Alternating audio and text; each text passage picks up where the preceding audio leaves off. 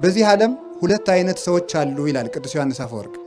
አንደኞቹ ከአንዱ ክፍል ያሉት ድሃ ናቸው፣ ሀብታም የሆን ይመስላቸዋል። ሁለተኞቹ ደግሞ ሀብታም ናቸው፣ ድሃ የሆኑ ይመስላቸዋል። ሁለት ሰዎች አሉ። ለድሆችም ድህነታቸውን ልናስረዳቸው፣ ለባለጸጎችም ባለጸግነታቸውን ልናስረዳቸው ይገባል ይላል።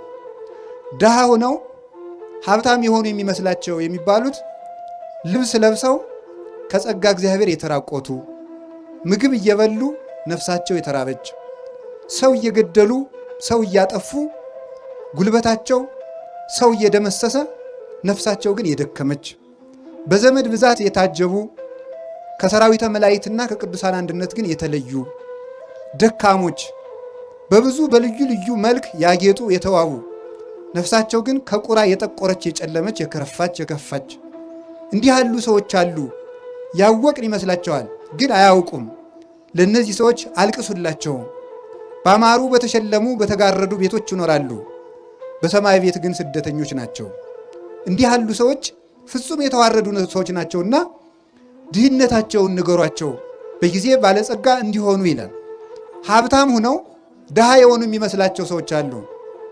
መልክ የላቸውም፣ በትህርምት የጎሰቆሉ ናቸው። ሰማያዊ መልክ ግን አላቸው፣ በአርአያ ክርስቶስ የከበሩ ናቸው። ልብስ የላቸውም፣ ክርስቶስን ግን የለበሱ ናቸው። ምግብ የላቸውም፣ ቅዱስ ሥጋውን ክቡር ደሙን የበሉ ናቸው። ቤት የላቸውም፣ የብርሃን ቤት ግን አላቸው። ዘመድ የላቸውም፣ ቅዱሳን መላእክት ግን ሊረዷቸው ይፋጠናሉ። ለእነዚህ ሰዎች እልል በሉላቸው ይላል። እንደዚህ በእውነት ለእንደዚህ አይነት ሰዎች ቀድስዎ ለብእሲ ዘይሃምም አለ ነፍሱ፣ ሰውነቱን ላስጨነቃት ሰውነቱን ለገሰጻት ሰው ለዚህ ሰው ምስጋና ይገባዋል ይላል ኢሳይያስ። ለጌታችን ለኢየሱስ ክርስቶስ ነው። ፍጻሜው ግን እሱን ለመሰሉ ሰማዕታት ሁሉ ለቅዱሳን ሁሉ የተነገረ ነው። ስለዚህ እግዚአብሔር ያለው ሰው ሁሉ አለው። ጥበብ አለው፣ እውቀት አለው፣ ጤና አለው፣ ሀገር አለው። ብቻውን ሁሉ ሆኖ ከሰራዊት ይልቅ አሸናፊ ነው እግዚአብሔር ያለው ሰው። ስለዚህ ለሚያምን ሁሉ ይቻላል ብሎ አንድ ጌታችን መድኃኒታችን ኢየሱስ ክርስቶስ በሚያስተምርበት ጊዜ ልጁ የታመመበት ሰው መጥቶ መምህር ሆይ ቢቻልህ እርዳኝ ቢለው ቢቻልህ ትላለህ እንዴ? ለሚያምን ሰው ሁሉ ይቻላል፣ አንተ አታምንም እንጂ ብሎት ነበረ። ሃይማኖት ሰማያትን ምድርን አጽንቶ አኑሯል። ብዙ የማይቻሉ ነገሮች፣ በተፈጥሮ ያልተቻሉ በእውቀት ያልተቻሉት ነገሮች በእምነት ተችለዋል። እንደ እውቀት ሰው ካረጀ በኋላ አይወልድም። ሴት ከ45 ዓመት በኋላ ወንድም 90 ዓመት ሞልቶት አይወልድም። እንደ እምነት ግን ተችሏል። እንደ እውቀት የሌለ ነገር አይመጣም። ካለ ነገር ያለ ነገር ይፈጠራል። ያለውን እንጨት አጋጭተን ወንበር ጠረጴዛ እንሰራለን። ከሌለ ነገር ግን ያለ ነገር ማምጣት አይቻልም። እንደ እምነት ግን ይህ ዓለም አልነበረም፣ መጣ። እግዚአብሔር የሚያስደንቀን ያለውን ዓለም መጠበቁ ሳይሆን የሌለውን ዓለም ማምጣቱ ነው። ሰውም ጠበቅኩ ይላል፣ ሰራዊትም ጠበቅኩ ይላል፣ አጥርም ቤት ይጠብቃል ይባላል።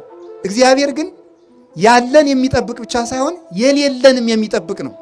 ቅዱስ ጎርጎርዮስ ተአርር ዘይዘረውከ ታስተጋብ ተአርር ዘይዘራይከ ታስተጋብ ዘይዘረውከ፣ አንተ ያልዘራኸውን ታጭዳለህ፣ ያልበተንከውን ትሰበስባለህ ብሎ አንድ ጨካኝ ባሪያ ለእግዚአብሔር የተናገረውን ሲተረጉም ምን ይላል? መክሊቱን ሰጥቶ መክሊቱን ከቀበረ በኋላ አንተ ክፉ ባሪያ ለምን በሰጠው መክሊት አላፈራህም ቢለው፣ አይ አንተ ያልዘራኸውን የምታጭድ ያልበተንከውን የምትሰበስብ እንደሆን ካውቄ ፈርቼ መክሊትህን ወስጄ ጉድጓድ ቆፍሬ ቀበርኩት ብሎት ነበረ። ካዛ ምን አለው? ተአምረኒኑ ከመብስ የድሩቅ አነ፣ እኔ ጨካኝ ሰው እንደሆንክ ታውቀኛለህ። ካልበተንኩት ካልዘራሁት የማጭድ ካልበተንኩት የምሰበስብ እንደሆንክ ታውቀኛለህ። ካወቀኝ ለምን ትያግባይ ከወርቄ ውስተ ማዕዴ፣ ለምንድን ነው መክሊቴን ያልመለስክልኝ ብሎት ነበረ። ታዲያ ይህን ሊቁ ቅዱስ ጎርጎርዮስ ሲናገር ይሄ ሰውዬ እግዚአብሔርን ወቅሶታል። ያልዘራኸውን ታጭዳለህ፣ ያልበተንከውን ትሰበስባለህ ብሎ ወቅሶታል። እሱ የወቀስኩ መስሎት ነው እንጂ እውነቱን ነው። እግዚአብሔር ያልዘራውን የሚያጭድ ነው። እግዚአብሔር ያልዘራውን ያጭዳል፣ እግዚአብሔር ያልሰበሰበውን ያልበተነውን ይሰበስባል ይላል። ምስጢሩ እንዲህ ነው። እንዴት ነው እግዚአብሔር ያልዘራውን ያጭዳል? እግዚአብሔር ያልበተነውን ይሰበስባል? አዎ ይላል። እንዴት? ሰው ከበቀለ እንጨት ቤት ይሰራል። ሰው ከበቀለ ልጥ ገመድ ፈትሎ ቤት ይሰራል ሰው። ነገር ግን ሰው ከበቀለ እህል እንጀራ ይጋግራል፣ ቂጣ ቆሎ ያዘጋጃል ካለ ነገር ነው። እግዚአብሔር ግን ያልዘራውን ያጭዳል ማለት የሌለውን ዓለም ከሌለ ነገር አምጥቶታል። ካለመኖር ማምጣቱ ያልዘራውን ማጨዱ ነው። ስለዚህ እግዚአብሔር እውነትም ያልዘራውን የሚያጭድ የሌለን የሚያመጣ ካለመኖር ወደ መኖር አሁን በጣም ዝም ብላችሁ አስቡት። ስትፈሩ ስትደነግጡ ምን በላ ስትሉ እሞት ይሆን ብላችሁ ስትፈሩ ድንግጥ ሲለን ይህን ማሰብ አለብን። እግዚአብሔር ይህን ዓለም ከየት አመጣው? ለዚህ ሰማይ ጎተራ አልነበረውም። ለዚህ ምድር አዳራሽ አልነበረውም። አልነበረም፣ መጣ። እግዚአብሔር ያልዘራውን የሚያጭድ የተዘራውን ማጨድማ ገበሬም ይችላል። እግዚአብሔር ግን ያልዘራን ያጭዳል፣ ያልበተነው ይሰበስባል። እንደገና ደግሞ ተመልከቱ፣ ያልሰጡትን ተቀበልኩ ይላልና እውነትም እግዚአብሔር ያልዘራውን አጭዳል ይላል። ያልሰጡትን ተቀበልኩ ይላል። ለምሳሌ ለእግዚአብሔር እኛ አብልተነው እናውቃለን? ለእግዚአብሔር አጠጥተነው እናውቃለን? አሁን ዛሬ ዝክር ይዘከራል። ከዚያ ዝክር እግዚአብሔር ይቀምሳል? አይቀምስም። ከዚያ መጠጥ እግዚአብሔር ይቀምሳል? አይቀምስም። እኛ ከሰራነው ቤት እግዚአብሔር እንግዳ ሆኖ ይስተናግዳል? እግዚአብሔርን ታሞ ያስታመመው ማን ነው? እግዚአብሔርን ታስሮ የጠየቀው አለ? እግዚአብሔር ተርቦት ያበላው ማን ነው? እግዚአብሔር በርዶት ያለበሰው አለ? እግዚአብሔር ቸግሮት ያበደረው ማን ነው? እግዚአብሔር ተገፍቶ የፈረደለት ማን ነው? አንዳችም እንኳን የለም። ግን ዘገበርክሙ ለአሐዱ ምሉኑ እሳት ሊተገበርክሙ፣ ለሱ ሳናደርግለት ያልዘራውን ያልበተነውን ይሰበስባል። ለሱ ሳናደርግለት ለወንድማችሁ አድርጋችኋልና ለእኔ አደረጋችሁልኝ ብሎ ያላደረግንለትን አደረጋችሁልኝ የሚል ነውና እግዚአብሔርማ እውነትም እንዲህ የሚያደርግ ነው ይላል። ቸሮ አምላካችን እግዚአብሔር ስሙ የተመሰገነ ይሁን። ታዲያ እግዚአብሔር ያለው ሰው ሁሉን ይችላል። በሃይማኖት መካንነት ተችሏል። አሁን እግዚአብሔር ያሳያችሁ ክርስቶስ ያመልክታችሁ አንዲት ጠጠር ወደ ውሃ ብንወረውር ጠጠሪቱ ትሰጥማለች። ግን ይሄ ሁሉ ዓለም ያለው በውሃ ላይ ነው። ለምንድነው ማንሰጥመው? በእግዚአብሔር ከሆነ ይቻላል። እግዚአብሔር ቻይ ካላላት አንዲቱ ጠጠር ባህር ውስጥ ጥልቅ ትላለች። እግዚአብሔር ቻል ስላለው ግን ዘአጽንዐ ለምድር ዲበ ማይ፣ ይሄ መሬት ያለው ከውሃ ላይ ነው። አንሰጥምም፣ በሱ ጸንተን እንኖራለን። እግዚአብሔር ቻል ሲለው ሁሉ ይችላል። እግዚአብሔር ቻል ካለው ጠጠርም ተዋግቶ ይገላል። እግዚአብሔር ካላለው ደግሞ ሰራዊትም አመድ ይሆናል። እግዚአብሔር ተናገር ሲለው ድንጋይም ይናገራል። እግዚአብሔር ብሎ መቅደስ ድንጋይ መቅደስ ሆኖ ይኸው ዛሬ እየቀደሰን ነው። እግዚአብሔር አልል ሲል ደግሞ እንደ እግዚአብሔር ፈቃድ መኖር ሲያቅ ሰው ድንጋይ ሆኗል። ዛሬ እግዚአብሔር ብሎለት እንቀመጥበት የነበረ ድንጋይ በቅዱስ ላሊበላ ጸሎት መቅደስ ሆኖ ሰው ይቀድሳል። አልልልን ብሎ ደግሞ እኛ ዛሬ ድንጋዮች ሆነናል። ተነግረን አንሰማም። ቀዝቃዞች ነን። የሃይማኖት ወኔ የለንም። እግዚአብሔር ስትሰደብ ዝም ነው የምንለው። ዝም ብለን ቁጭ ብለን እንበላለን፣ እንጠጣለን፣ ይመሻል ይነጋል። የሀገር ጉዳይ አስጨንቀን፣ የቤተ ክርስቲያን ጉዳይ አስጨንቀን፣ ለሀገርና ለቤተ ክርስቲያን መጨነቃችስ ቀርቶ ለራሳችን በተጨነቅንለት። ለራሱ ያልሆነ ህዝብ ለሀገር ይሆናል ብላችሁ ነው? ለራሳችን እኮ አልሆን ነው። ነፍስህ ርቧታል ስጋውን ብላ፣ ኧረ ማን ይሰማል? ነፍስህ ጠምቷታል ደሙን ጠጣ፣ ማን ይሰማል? ተራቁተሃል ክርስቶስን ልበስ፣ ማን ይሰማል? አሞሃል እባክህ በንስሐ ታከም፣ ማን ይሰማል? ተው ከሰማይ ቤት አትሰደድ፣ የሚሰማ የለም። ሰው ድንጋይ ሆነ፣ ድንጋይ ሰው ሆነ። ላሊበላ እንደምታዩት ድንጋይ ሰው የሆነበት ሀገር ነው ላሊበላ። ምን ማለት ነው? ይሄ ድንጋይ ከሰው በልጦ ይመሰክራል፣ ከሰው በልጦ ይናገራል፣ ከሰው በልጦ ይቀድሳል። ግን እዚህ ያለ ነው ወጣቶች ግን እንደዚያ ናችሁ። እንዳትቆጡ፣ ይህ ሰውዬ ሊሰድበን የመጣ እንዳትሉ። ወጣቱ አሁን እዚህ ላሊበላ የምትኖሩት እንደዚህ ድንጋይ ናችሁ። አሁን ወደ መቅደስነት እንደለወጠው ቅዱስ ላሊበላ መቅደስ ድንጋይን መቅደስ አድርጓል። ድንጋይ የሆን ልጆቹን እኛንም መቅደስ ለመሆን ያብቃል። ሰው የእግዚአብሔር መቅደስ ነበረ፣ ረከሰ። ዛሬ የኃጢአት ማደሪያ ሆኗል። በእውነቱ ማለት እግዚአብሔር ሲል ድንጋይ ሰማይ ሆነ። ላሊበላ ማለት በኢትዮጵያ ያለ ጽርሐ አርያም፣ በኢትዮጵያ ያለ ገነት፣ በኢትዮጵያ ያለ ብሔረ ሕያዋን፣ በኢትዮጵያ ያለ ብሔረ መላእክት፣ ሰባቱ ሰማያት ላሊበላ ውስጥ አሉ። እንደምታውቁት ቻል ሲል ነው። አሁን እግዚአብሔር ያሳያችሁ በመጽሐፍ ቅዱስ ተጽፏል። እኔ አሁን መጽሐፍ ቅዱስ ስንማር ከሚደንቀኝ ነገር መካከል እግዚአብሔር ኖህን እንዲህ አድርገ ወርዱን እንዲህ አድርገ ቁመቱን እንዲህ አድርገ መርከብ ስራ አለው ይላል። አሁን ለእኔ ቢነግረኝ እንዴት አድርጌ ልገጣጥመው ነው ላለሁ። አሁን እግዚአብሔር እንዲህ አድርገ ገጣጥም ቢለኝ አይቻል አውቅም። እንዲህ ያለ መርከብ ይቻላል? አሁን የኖህን ኖህ ከሰራው በኋላስ ቢሆን እንዲህ አድርጋችሁ ግጠሙ ብንባል መግጠም እንችላለን? አንችልም። ተመልከቱ፣ አይቻልም። ከአንድ መቅደስ ሰማይን እቀርጻለሁ ብሎ ማሰብ እንዴት ይቻላል? ለሚያምን ግን ይቻላል። እምነት ላለው ከአንድ ድንጋይ ሰማይ ይሰራል። ቅዱስ ላሊበላ ምድርን ሰማይ ያደረጋት፣ እኛ ደግሞ ምድርን ሲኦል እያደረግናት ነው።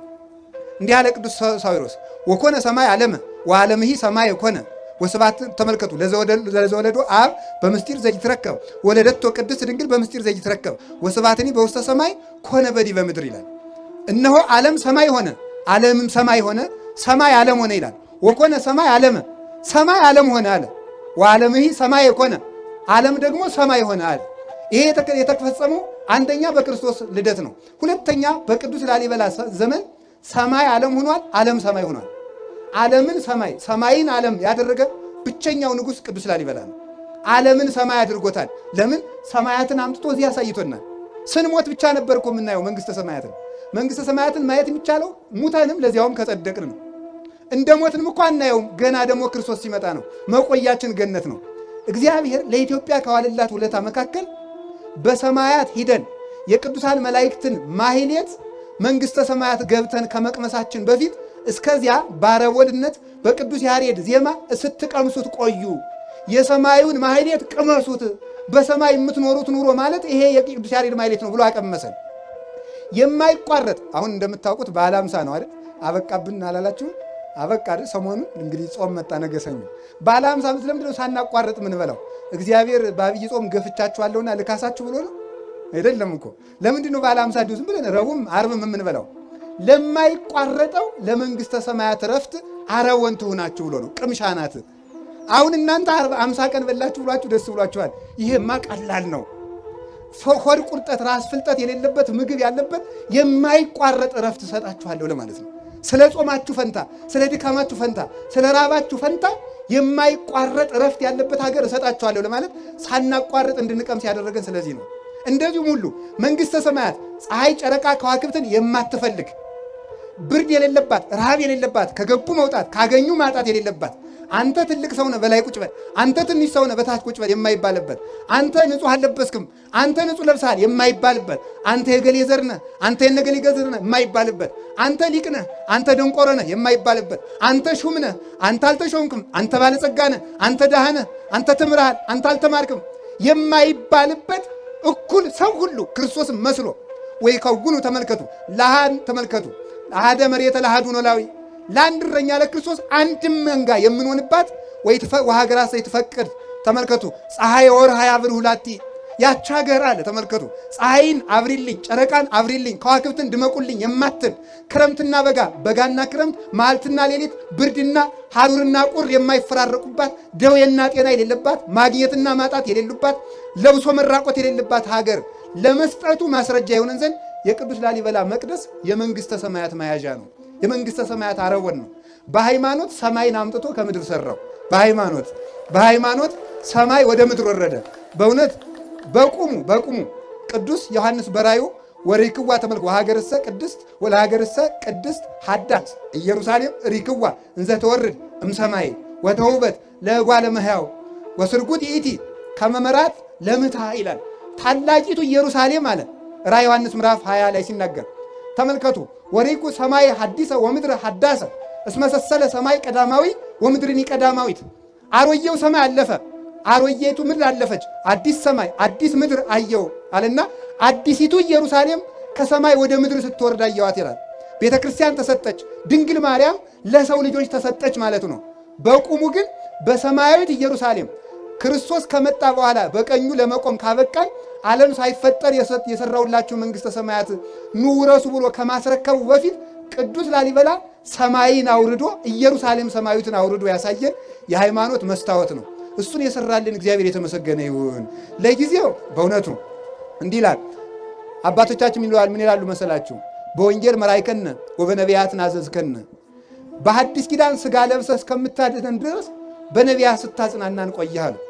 መንግሥተ ሰማያት ገብተን ፍጹም ረፍት እስከምናገኝ ድረስ በቅዱስ ላሊበላ መቅደስ ሲያጽናና ሊቆይ አስቧል እግዚአብሔር ማለት ነው። የቅዱስ ላሊበላ መቅደስ መጽናኛችን ነው እና ሁሉ ይቻላል። ይህን ያደረገው በእምነት ሁሉን ችሎ ነው። ቅዱስ ላሊበላ በእምነት የቻላቸውን 3 የማይቻሉ ነገሮች ልናገርና ስለ ሕንፃው አንድ ነገር ተናገሬ ትምህርቴን ጠቀልላለሁ። ብፁዕ አባታችን አስተካክለው የኔን ደግሞ ያስተምሩናል። አላችሁ ይሆን? እግዚአብሔር ከሁላችን ጋር ይሁን። እንደምታውቁት አባ ጊዮርጊስ ዘጋስጫ አብርሃምን ሲያመሰግን እንዲህ ብሎ ይናገራል። አብርሃም 3 ጸጋ አለው ይላል። 3 ጸጋ፣ አንደኛው ምንኩስና፣ ሁለተኛው ሰማዕትነት፣ ሶስተኛው ባለትዳርነት ነው። አንድ ሰው ነው ግን 3 ክብር አለው። ስለዚህ አብርሃም መነኩሴ ነው። ደግሞ መነኩሴ ያገባ እንዳትሉ ደግሞ እንደዚያ ስላችሁ ጊዜ ችግር እኮ ነው። ስለዚህ ተመልከቱ በመጽሐፍ ቅዱስ ኦሪት ዘሌዋውያን ምዕራፍ 11 ላይ ጭልፊት አይበላም ይላል። ጭልፊት አይበላም ማለት ምን ማለት ነው? ጭልፊት አይበላም ማለት የሚረባውን ሳይሆን የማይረባውን ኃይለ ቃል ሞጭልፎ የሚሄድ ሰው አይጸድቅም ማለት ነው። ስምታ ጭልፊት አይበላም እንጂ ስለ ጭልፊት ሊወራ ተፈልጓል። ምስጢሩ ጭልፊት አይበላም በሉ እስቲ። አውትኖ ቃል ነጥቆ የሚሮጥ ሰው አይጸድቅም፣ ምስጢር የሚይዝ ነው እንጂ ማለት ነው። ስለዚህ ጭልፊት እንዳትሆኑ ማለት ነው። ስለዚህ ምን አለ አብርሃም ዘመዶቹን ጥሎ ከካራን በመሰደዱ የመነኮሳት አባት ነው ይላል። እግዚአብሔር አብርሃምን ተገዘርልኝ ብሎታል። አብርሃም ወደማያውቀው ሀገር ነው ሄደ። ወደማያውቀው ሀገር በመሄዱ ለመነኮሳት እግር እንጂ ሀገር የላቸውም ይላሉ አባቶቻችን። መነኮሳት እግር አላቸው እንጂ ሀገር የላቸውም። ዘመዳቸውንም አያውቁም፣ ዘርም አይቆጥሩም። እንዲያውም አንድ ባይታዊ በበረሃ እየኖረ አባትህ እኮ ሞተ ቢሉት ኮን ከጸራፌ እስመ አቡየ ኢይመውት ለዓለም አለው። ለምን ትሰድበኛለህ? የኔ አባት አይሞትም ማለት ምን ማለቱ ነው? አባቴ ማን ነው ማለቱ ነው? እግዚአብሔር ነው ማለት ነው። አባቴ እግዚአብሔር ነው። የሚሞት ዘር አትቁጠርልኝ፣ የኔ ዘር በሰማይ ነው ብሎ መናገሩ ነበር። ስለዚህ አብርሃም የማያውቀውን ሀገር ምን አደረገ? የሚያውቀውን ሀገር ትቶ ወደማያውቀው ሀገር ሄደ። በዚህ አብርሃም የመነኮሳት አባት ነበረ። በስደቱ ቅዱስ ላሊበላ በስደቱ በጸሎቱ በትርምቱ የመነኮሳት አባት ነው በእውነቱ ማለት ነው። ለእኛም ለመነኮሳት ተስፋችን ነው። ቅዱስ ላሊበላ አግብቶ እንደ መነኩሴ የኖረ ነው። ከዚህ የተነሳ የመነኮሳት ክብር አለው። አብርሃም ሲገዘር ደሙን አፍስሷል። ደሙን በማፍሰሱ ደግሞ የሰማዕታት አባት ነው። ቅዱስ ላሊበላ አባታችን ከወንድሙ ተገርፎ በፈሰሰው ደሙ ደግሞ የሰማዕታት አባት ነው። የሰማዕትነት ክብር አለው። ለሚገፉትም መጠጊያቸው ነው ማለት ነው። ከቅድስት ወለተ ክብራ ደግሞ ጋር ኑሮ ዘር ቡሩክ በመተካቱ እንደገና ደግሞ ከእሷ ጋር በአንድ መጋረጃ ኑረው ቅዱስ ሥራ በመስራቱ ደግሞ የባለ ትዳሮች አባት ነው። ስለዚህ ቅዱስ ላሊበላ የመነኮሳት መጠጊያቸው፣ የሰማዕታትም በጸሎቱ ረዳታቸው፣ የባለ ትዳሮችም ደግሞ ጥጋቸው ነው። ለምንሰደደው ስደታችን፣ ለመነኮስ ነው ምንኩስናችን። ላገባችሁም ትዳራችሁን ቅዱስ ላሊበላ ይባርክልን። ለሚያምን ሰው ሁሉ ይቻላል። አንድ ሰው አንድ ሥራ መስራት አቅቷል። ለእኔ ለራሴ ምንኩስና ይከብዳኛለች፣ ግን እሱ አግብቶ የምንኩስናንም ኑሮ ይኖራል። ላገባችሁት ብቻ ትዳርን እንኳን መያዝ አቅቷቸዋል። አንድ ሴት ይዞ መኖር በዚህ ዘመን ለወንዶች ሰማዕትነቱ ሆኖባቸዋል። አንድ ባል ይዞ መኖር ሰማዕትነቱ ሆኖባቸዋል። ቅዱስ ላሊበላ ግን ደግሞ ትዳርም እያለው ደግሞ ሰማዕት ነው። እኛ ከየቱ ልንጠጋ ነው? ወይ ትዳሩ አልተሳካ፣ ወይ ምንኩስናው አልተሳካ፣ ወይ ክህነቱ አልተሳካ። በዚህ ዘመን 3 የደፈረሱ ምንጮች አሉ። ክህነት፣ ትዳርና ምንኩስና ናቸው። ሀገር ሰላም የሚሆነው እነዚህ 3ቱ ምንጮች ንጹህ ሲሆኑ ነው። ከንጹህ ትዳር ንጹህ መነኩሴ ይገኛል። ከንጹህ መነኩሴ ንጹህ ካህን፣ ንጹህ ሊቀ ጳጳስ፣ ንጹህ ፓትርያርክ ይመጣል። ከደፈረሰ ትዳር ንጹህ ካህን አይገኝም፣ ንጹህ ምንኩስና አይገኝም። ካልነጻ ምንኩስና ንጹህ ጳጳስ ሊገኝ አይችልም። 3ቱ ምንጮች ደፍርሰዋል። ስለዚህ በእውነቱ አባቶች የቅዱስ ላሊበላ ከሆናችሁ ወጣቶችም እርኩሰታችሁን ትታችሁ በየቦታው ፈረንጆቹ እዚህ ሊጎበኙ እየመጡ የሚያስተምሯችሁን እርኩሰት ትታችሁ እንደ አባታችሁ እንደ ቅዱስ ላሊበላ ወይ ከተቀደሰ ትዳር ተጠጉ፣ ወይ ተሰደን አላማረብን መከራውን ሳይቀርልን መንግሥተ ሰማያትን ማጠን ከአንዱ እንድንጠጋ አምላከ ቅዱሳን ይርዳን። ለሚያምን ሁሉ ይቻላል። እሱ አምኖ እነዚህን ሁሉ መከራዎች ቻላቸው። መርዙንም ቻለው፣ ግርፋቱንም ቻለው፣ ስደቱንም ቻለው፣ መከራ መቀበሉን ቻለው፣ መንገድ መድከሙን ቻለው። መንገድ ሲሄድ እንኳን ድክም ሲለው እንቅልፍ ስትመጣበት የሥጋ ባህሪ ነውና ቅዱስ ገብርኤል አብሮ አያችሁ፣ ሃይማኖት ከመላእክት ጋር ያዛምዳል። ማረፍ ሲፈልግ ቅዱስ ገብርኤል እኔም ደክሞኛል ትንሽ ልረፍ ይለው ነበር። ቅዱስ ላሊበላ እንዲያርፍ አብሮት ገደም ይል ነበረ። ሃይማኖት ላለው ሰው መላእክት ያሳርፉታል። እኛ እኮ ማረፊያ ያጣ ነው እምነታችን ቀዝቅዞ ነው፣ ወርደን ነው፣ ከቅዳሴ ከኪዳን ከጸሎት ከቁርባን ታተን ነው። ከተፈለግንበት ቦታ እንድንገኝ አምላከ ቅዱሳን ይርዳል። እንግዲህ ሃይማኖት ሲኖር አሁን ይህንን መቅደስ አንዲቱን መስኮት እንኳን የኢትዮጵያ ሰዎች በሙሉ ቢሰበሰቡ መስራት አይቻልም። የዓለም ሰው 9 ቢሊዮን ወይም 7 ቢሊዮን የደረሰው ቢሰበሰብ ይህን መቅደስ አይሰራውም። ሃይማኖት ሲኖር ግን ብቻውን ይህን ሁሉ መቅደስ ሰራ። ብቻውን የቻለውን እኛ ተሰብስበን ምንም አቅቶናል። እግዚአብሔር አንድነታችን ይውላችሁ። እግዚአብሔር ከኛ ጋር ሲሆን አንድ ሰው እንደ ብዙ ሰው ይሆናል። እግዚአብሔር ከኛ ሲታጣ ደግሞ ሰራዊት የአንድ ሰው ያህል ኃይል ያጣል። እግዚአብሔር ከሁላችን ጋር ይሁን። በሃይማኖት ሁሉ ይቻላል። አምነን ለመጠቀም ያብቃን። ወስብሐት ለእግዚአብሔር። ይቆይ።